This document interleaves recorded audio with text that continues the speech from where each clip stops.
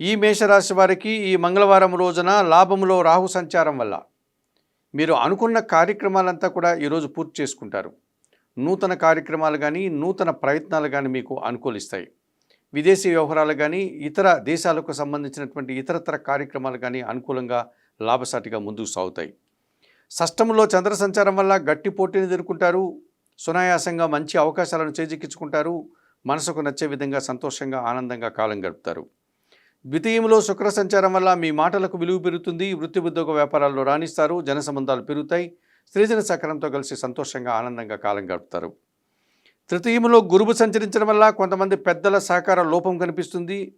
విద్యార్థులకు అనుకున్నంతగా ఫలితాలు రాదు. వృత్తి ఉద్యోగ వ్యాపారంలో పనిభారం కూడా అధికమయ్యే సూచన కనిపిస్తోంది. తెలుపు రంగు వస్త్రధారణ చేయండి. దక్షిణామూర్తిని దర్శించండి. దక్షిణామూర్తి శ్లోకాలు చదువుకోండి. శనగలను పేదలకు దానం చేయడం వల్ల సంతోషంగా ప్రశాంతంగా ఉంటారు.